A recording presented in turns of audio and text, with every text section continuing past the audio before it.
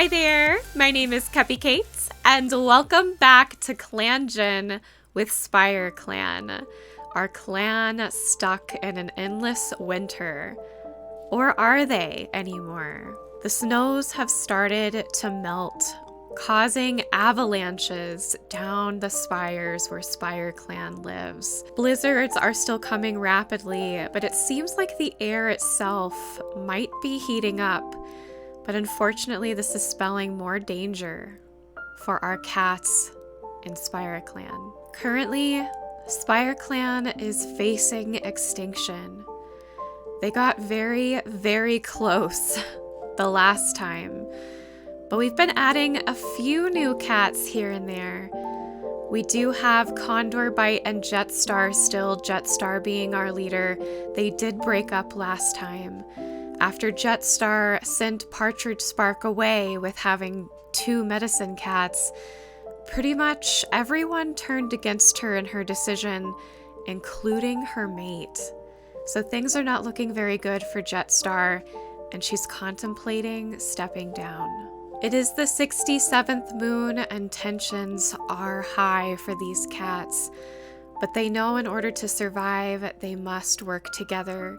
Whether they believe in their leader or not, survival is not an option for these cats. And so Condor Bite will arrange the patrols. Nothing very interesting happens for these cats, which is a good thing. A lot of accidents have been happening lately with the snows and the avalanches, and so I'm sure they're all breathing a breath of fresh air since all of the cats have returned safely. Patrols are over, and we welcome 3 new cats into Spire Clan, a shred of hope for the future. We have Meadowfall, a female cat. She's formerly a loner, fairly young, and quite ambitious. This could be good. This could mean that there's a cat out there that survived. Maybe she brings good news. We also have Log Lotus, another female, who has a kit, Dark Kit.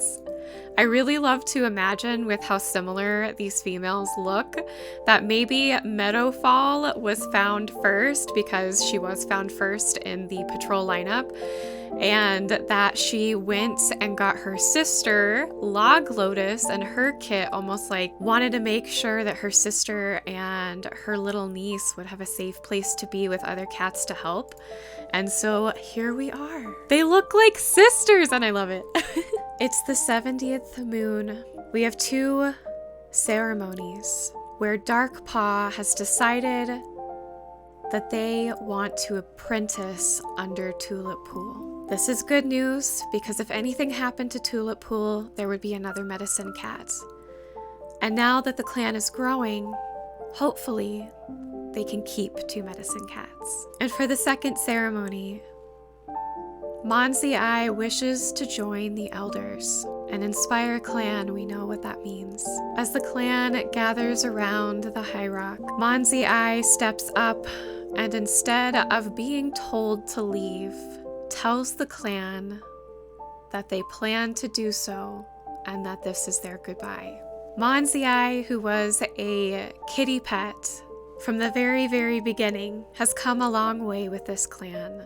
I believe since Pete Star, in hopes of taking the burden off of Jetstar to have to make the decision or the announcement, Monzi decides to leave, talking about hope of the snows melting. That oftentimes when a world is transitioning, there are growing pains, and those are the catastrophes that happen in between a time of less to a time of more. And so he is going out to discover this and hopefully find his way back to the clan and tell them they don't have to hide in the caves anymore, that there's more than the snows that surround the spires. Maybe even a place where they could move to, where the snows are not so bad, and this is what Monzi wants to do. The cats say their goodbyes, mostly tearful, as many of these cats have known Monzi since they were young. Monzi leaves in the night in hopes of finding shelter and maybe other cats to travel together. A few moons have passed, and on this moon, many exciting things are happening. So Jetstar announced that they are having kits. So Jetstar and Condorbite break up. Jetstar gets hooked up with Crouchclaw, and now she's having kits. Wow, that was a quick switch. I think Jetstar has been feeling the stress. I just hope Crouchclaw is not a rebound. Peony Tail is caught breaking the warrior code. Herkfur finds a kitty pet named Trixie who wants to join the clan. And they changed their name to Eaglepaw, which is amazing. But then a rat got through camp and bit Stormstrike. So I've got to take a look at Eaglepaw. Oh my goodness. A wise kit. She's so pretty. From Trixie to Eaglepaw, she just wanted to be a cool warrior. She was like, no, I'm not going to have this name Trixie. I want to be Eaglepaw. Like a superhero. Okay, so a lot happened. A loner waits on the border for the patrol asking to join the clan. I haven't seen this before. The loner decides to take on a slightly more clan-like name and is now called Onyx Sight.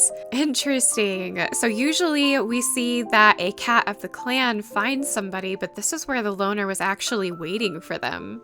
Jetstar thinks they're having 3 kits, but then she was grabbed and dropped by an eagle and somehow survived. I just hope the babies are okay. Other than that, everybody's okay with just some small twists, sprains, and a stomach ache. Look at Onyx Sight! Oh, so pretty. They will have to prove their worth. Oh, and here we go. Finally, some new babies. It is amazing how quickly a clan could go down and then come back up. I wonder how everybody feels about how quickly Jetstar has moved on from Condorbite, but I bet that they are happy to see new little faces, little hopes for the future, that their species will survive, that their clan will survive, and that their family will survive. Ash Kit mules snuggling up to their parents as they anxiously await the verdict. But Tulip Pool is confident that Ash Kit's lack of a leg won't slow them down, and the new family is left to bond, relieved and purring. Oh, so Ash Kit is missing a leg. Jetstar and Crouchclaw's eyes meet over their little litter of 3 kits full of love for their growing family, though the blood loss did not make the birth any easier for Jetstar. Goodness. And we're back up to 2 pages! So here is little Rift Kit, a young boy kitten with a tabby pelt, yellow eyes, long fur, and he's a little bit nervous. And then we have Ash Kit, a little girl who's missing a leg, has a permanent condition, it says. Born without a leg, it actually lists it in the conditions tab. So she is a tabby-pelted, hazel-eyed, long-furred little baby who's a bit of an attention seeker. And then we have Mellow Kit, another little female who's a bit quiet. She has a speckled pelt with hazel eyes, and she is too cute. Now, before I go to the next moon, I do have to roll for the kit's survival, as is the Spire clan rules. Oh, I rolled a 1.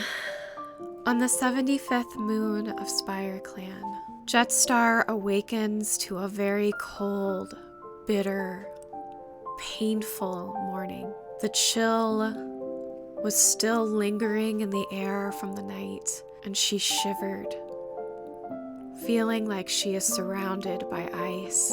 And she realizes how cold she truly is, and panic strikes her heart. Why weren't her kits warming her? She looks down to see that her 3 young ones are huddled together, but they are cold, and their spirits are running in the stars. So now on the 76th moon, That dark paw shall now be known as Dark Fur and be a full-fledged medicine cat, and they receive the blessing and the stars twinkle in celebration. As the clan sits vigil, Jetstar's voice cracks with grief, talking about the time they had a mellow kit. As the vigil draws to a close, someone suggests that Jetstar should eat. They refuse, not moving their eyes from where they vacantly gaze. Crouchclaw nuzzles against the fur of their past child, their kit, their ash kit, and feels as though the world has ended. In the days to come, Crouchclaw barely stirs from their nest. This is so sad! Oh my gosh! Condor Bite does find a kitty pet named Erica who wants to join the clan, but they decide to change their name to Downy Bush, which is adorable. Downy Bush is a young Tom with a brown-looking pelt and dark blue eyes. He's super pretty, very young, only 21 moons old, and he's loyal and smart.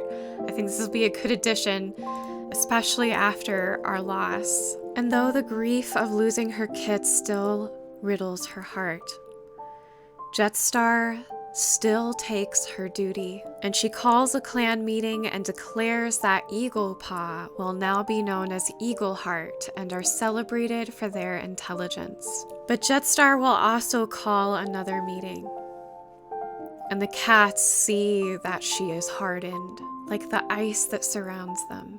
And she says that the clan is still yet too small to have 2 medicine cats, and that one must leave. She doesn't say who. She just gets down off of her rock and returns to her nest to lay down, giving no life, no warmth, and no hope to the cats beneath her. Tulip Pool begins gathering a few things that she hopes will help her in her journeys, and she goes to the entrance of the cave. All of the cats meet her there, except for Jetstar. Crouchclaw is there, but he says nothing, but he does nod a goodbye to Tulip Pool. She presses her nose to Dark Fur's forehead and says, "I have taught you everything that Partridge Spark taught me, and she was the best medicine cat we've ever known. I hope to find her, and perhaps we can save more cats than just this clan here." And she leaves. With that one small bit of hope in those words, the clan is restored. It is the 80th moon. It's been a long time, and these cats have been doing so well to stay alive. And they do indeed start to feel it warm up. But some of the cats have noticed if you stand just right on the highest spire, the sky in the distance looks a little bit lighter. Some cats are still skeptical. It's been a long time, and a lot of hope has been lost for many of these cats. But despite all of the loss and all of the hardship, all of those blizzards and avalanches, the famine, the deaths, the births, when they did feast, through all the good and bad, there are still many of these cats holding on to that hope, and as they look into the horizon, they see it. They see the sky brightening. But with that comes more avalanches, as the frozen snow is losing its grip on itself. On the surface in which it sits upon, avalanches are becoming common. And on this moon, there is a big one, a very big avalanche that sweeps down over the cave with our cats. This event is called Flooded with Ice. We are going to roll to see what cats survive this event and what cats don't. Based on their age and on their experience, I will adjust what their percentage of survival is. We start with Condor Bite. I'm going to give him a 50-50 chance of survival. If he gets above a 50, he survives, but anything below that, he dies in the avalanche.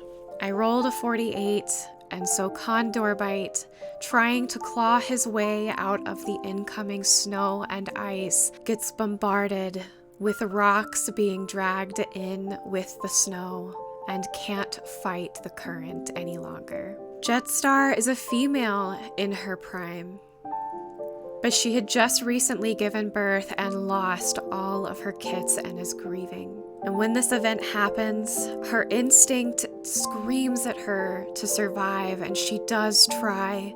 She tries to find cover. She tries to find a hole, but as the snow is coming at her, she panics.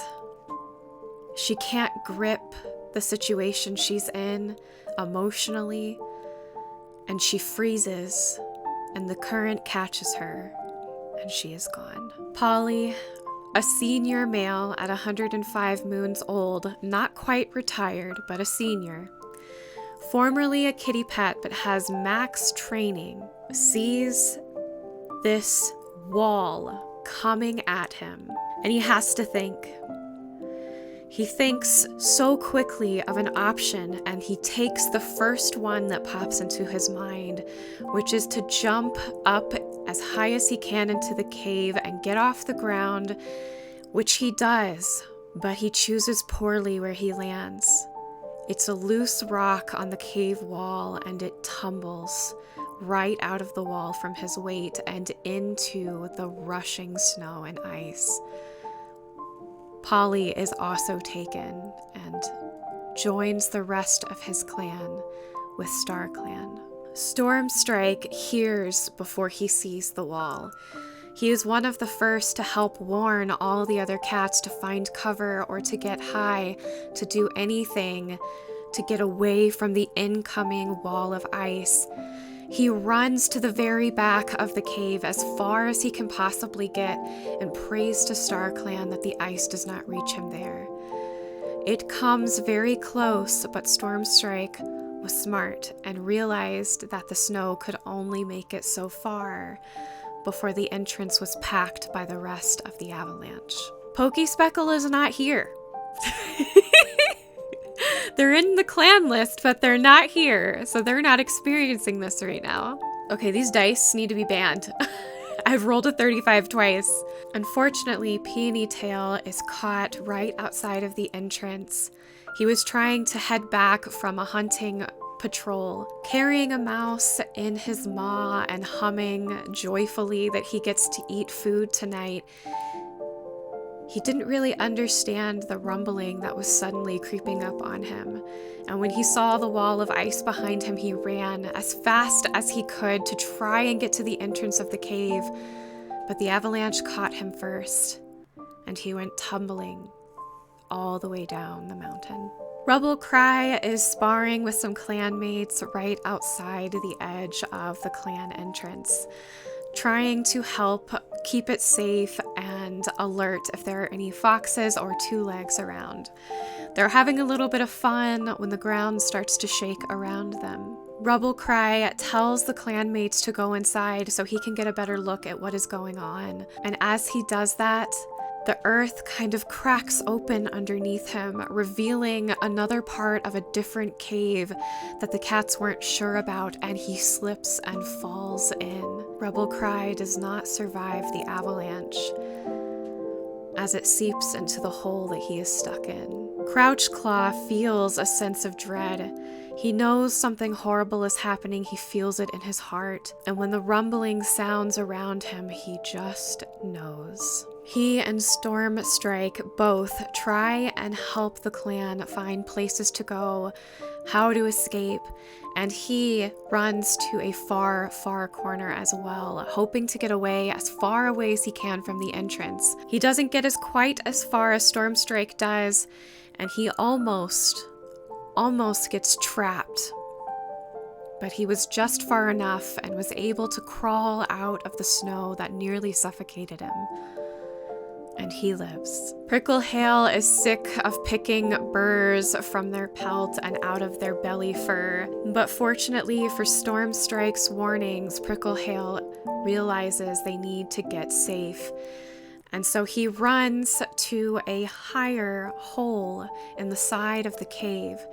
And luckily, the snow pushes right past the hole, not trying to get in the way that it is shaped on the wall, saves Pricklehail, and he too survives. Cindershine, able to use their agility in their youth, finds a nice ledge on the side of the cave wall. They're not quite sure it will protect them, but it is high enough that they're able to reach another ledge, and Cindershine is well out of the way when the avalanche comes in. But unfortunately, they have to watch their other clanmates that may not have been as nimble. Mossy-Light, also being nimble in her age, was able to follow Cindershine up the side of the cave wall, and they were even able to reach another ledge. But she too watches her other clanmates struggle to find safety. Herkfur is caught right in the beginning of it, not really hearing the warnings, not really having time to escape, and is smothered by the snow. Meadowfall, having recently joined the clan, was not familiar with the area, and thusly could not find a safe place to escape to. Log Lotus is in such a deep sleep that she never awakens despite the rumbling and the screaming of her clanmates. What happened? She just woke up in Star Clan, never feeling anything. Darkfur, the last remaining medicine cat in the clan currently, hears whispers on the wind. A she-cat with glorious golden fur, twinkling like starlight, comes to him and beckons for him to follow. She introduces herself as Apricot Leaf and begs that Darkfur hide right where she is standing and not move. He listens and obeys, understanding that this is an ancestor of Spire clan, one of the first medicine cats that this clan has ever had, and because of Apricot Leaf helping Darkfur, he survives. Eagleheart is also asleep when the avalanche starts, and just as Log Lotus had, never woke to the ruckus, only continued to sleep until they awoke in Star Clan. Onyx Sight is new to the clan, but she is a faithful warrior, strong with some average experience from being a rogue, and has some good ideas on how to escape these avalanches as she had experienced them before she ever joined Spire Clan. Because of that experience, she knew to get up high, and she did so, narrowly escaping the avalanche, but still surviving. So she lives. Downybush also gets a sense of dread and listens to his instincts. He feels that something is wrong, and he can smell it on the wind. Once the rumbling starts, he knows exactly what's happening, and he is able to find a place far in the back of the cave where the snows never touch him. We are down to 8 cats because Pokespeckle is not actually in the clan. There's no leader. There's no deputy. There is only the medicine cat and 7 other cats that aren't sure where to go from here.